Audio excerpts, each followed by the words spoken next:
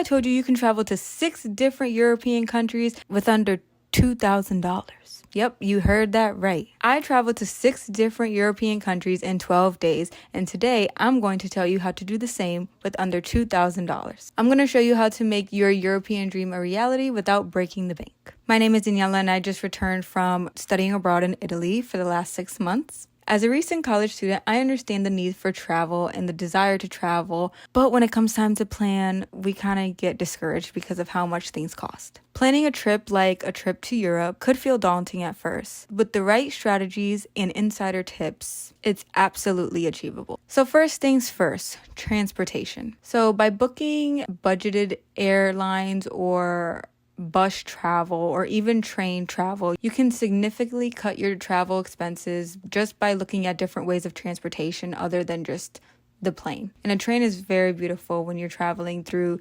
different European countries. Personally, on my trip, I wanted to have a little taste of different countries, 6, in 12 days. So the fastest way for me to do this was plane. So a little disclaimer before we get into the rest of the video. Like I said, I was studying in Italy for the last 6 months. So that means that I had already did half of the battle. I was already living there. Biggest expense was getting me from the States to Europe, which could be easily $1,500. I didn't have to spend that. So that was half the battle. But if you do a quick Google search, you can find cheap flights. So if you go to Google right now, you can type in Google Flights, wherever you want to go in Europe. There's a bunch of countries that will come up and different destinations. Pick one and just run with it and plan your trip just like that. That's kind of like what I did while I was there. I know the other day I just got an email from French Bee and it said that there was I think like a one-way ticket nonstop from here to France, and it was like $100 and something, like dirt cheap. So it's out there.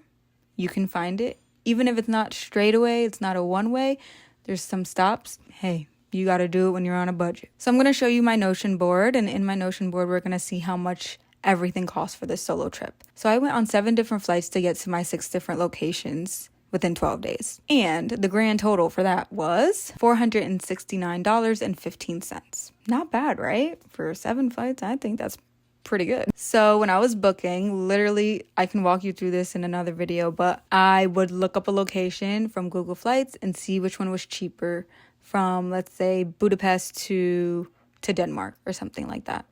If that was like $30-something, I took it. But I also took into consideration the time that I was getting to these places because I was alone and I was traveling by myself for the first time.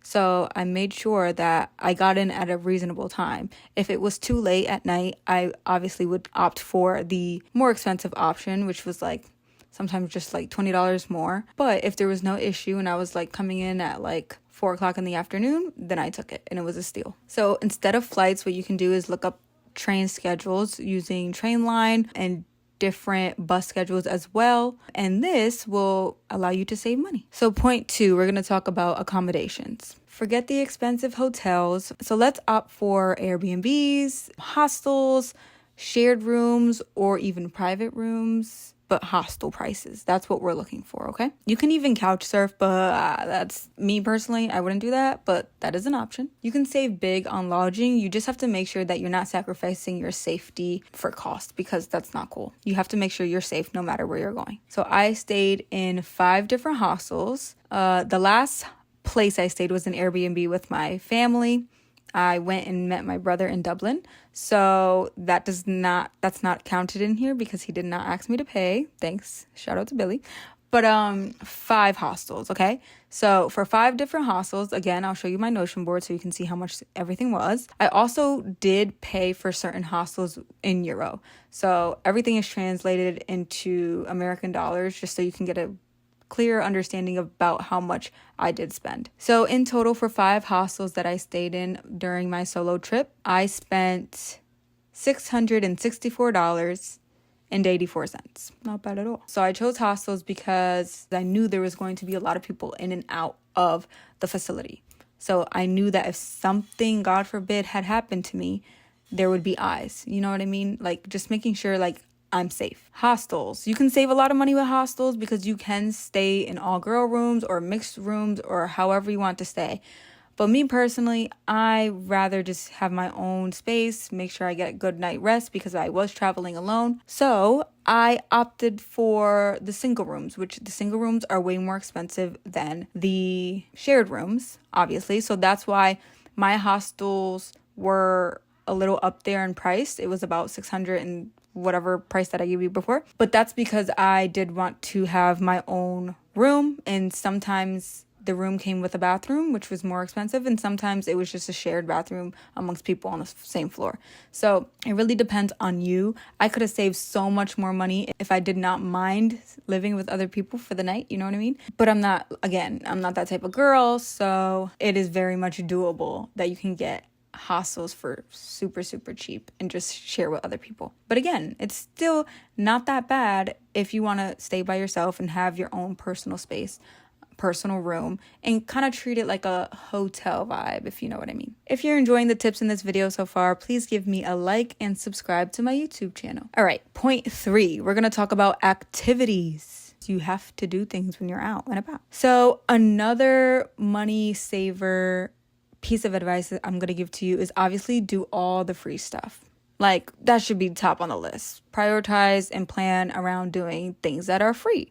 Museums that are free, if you can try and go to these places when they have free days or when they're open at night at certain hours of the day or during the week, they let guests in for free. You just have to stand in line and just hope you get in. But definitely opt out for that. Go to parks, go to flea markets, because you don't have to spend money. You just walking around and getting the culture and meeting people. You know what I mean? So definitely opt in for all the free stuff, okay? After you do that, after you plan for all the free stuff, walking tours are free, but you are recommended and should give them a tip because that is how they make their money. You can go on Guru Walk. It's an app. Literally every single day I was somewhere.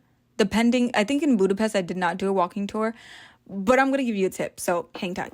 So if you want to go on a walking tour, book it on Guru Walk, and then literally everything on your list that you're going to want to see that's already free, you can just see that all on a walking tour, but also learn the history behind it and then meet people on the way. And it's just a great way to get like a lay of the land. So I did that for, I think, like 4 out of 6 places.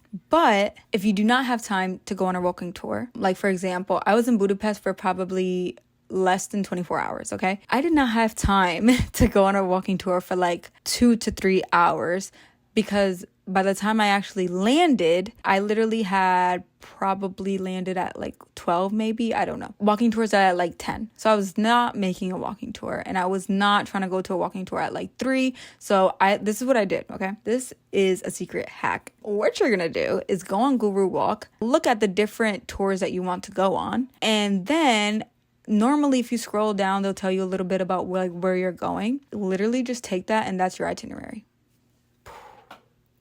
So easy. In Budapest, I just wanted to see all the things that I was going to see on a walking tour, but I didn't have time to do with the walking tour because that also takes a little bit of time. 2 to 3 hours, you're walking around when I could just see it in like 20 minutes, depending on how far and close things are, you know? But you are getting that history. But it's all about preference and what you have time for. And it's free. So all you have to do is literally go see what you want to see on Guru Walk and then steal their itinerary. Is that bad to do? Kind of. But hey, it's cheap, it's easy, and you get to see everything that you want to see. We're going to get back into the things that we want to see that are not free necessarily. Let's just talk about museums. So what you're going to do is you're going to look at the list and be like, okay, I want to hit this museum, this museum, this museum. If they're part of the package, see what's cheaper. That's literally what I did. So I got the price for the regular prices for each museum, and then I compared it to the price of the bundle. If 3 museums were $20 each, that's 2, 4, 6, $60. But if the travel pass gives you 3 museums in one day for $40, you just saved $20. So you do have to weigh the options, but this is a great way where you can save money and see a lot of things quickly. They also, we're going to like swing back to transportation. They also have travel passes for transportation that sometimes are part of the museum bundles and sometimes they are not. So you're just going to want to look at the location that you're going to and see what they have available in what location. But in Budapest, I was able to save I think in Copenhagen, I was able to save money. So yeah, most of the time it's just an app on your phone, or you just go to like iHeart, whatever it's called, and then they can give you the little passes. So weigh out your options. So while I was away for my solo trip, I decided to do 3 different travel bundles depending on where I was. And I can show you right now, I spent $196.24 on different bundles. But it was very much worth it for me, I think. I did a lot in Copenhagen and I did a lot in Vienna. The last point, we are going to talk about food and daily spending. I've been using this because I have my voice memos because my little mic is not working today, so this will do. But yes, daily spending. Again, we're not going to splurge. If we're trying to save money, we're not going to splurge on these fancy restaurants where you get like a tiny piece of meat that's smaller than my fist and a little leaf on top for like $100 and something. We're not going to do that because we're trying to save money. So what we're going to do is we're going to try and find the little like hole in the wall, cultural, like amazing spots that like nobody really knows about, or you can just look on TikTok and like people know about it. But pretty much you're just gonna like on your way and you're walking, like if you find something, eat there. Find the holes in the walls. Those are always the best. They're really authentic in their food, and do not fall for the little scams that the tourists be falling for, because they will get you and food will be way more expensive. And I mean, I'm not going to say that they don't taste good because they always taste good, but just don't fall for the trap. Okay. So for daily spending, I did use euros or whatever local money they had. Sorry, I just blanked. Local money. So in my Notion, you will see that I swiped my card and I ate for about $541.12. I did spend some money in euros. So in total, if we're adding the euros to this, I spent about $623.82 to eat for 12 days. Breakfast, lunch, and dinner type of thing every single day. So are we ready for the grand total of my trip? Because I've been telling you it's under $2,000 and I'm not lying. So the grand total for my solo trip to 6 different places in 12 days was $1,954.05. I did a lot and I didn't spend a lot. So you could do the same. So by implementing these money saving strategies, you, my friend, can go on a very affordable trip to maybe not even 6 different places in 12 days, because what I did was absolutely crazy, but it was so much fun. But you can save money definitely. If you're going to 1 place, 2 places, 3 places, forever how long you are going, you can definitely stretch $2,000, including the ticket to get there. I know that one could be like the biggest ticket, but like I said, French Bee, they have some cheap stuff going on, you know. Just stalk Google flights, but not too much, because then they know that you're stalking them.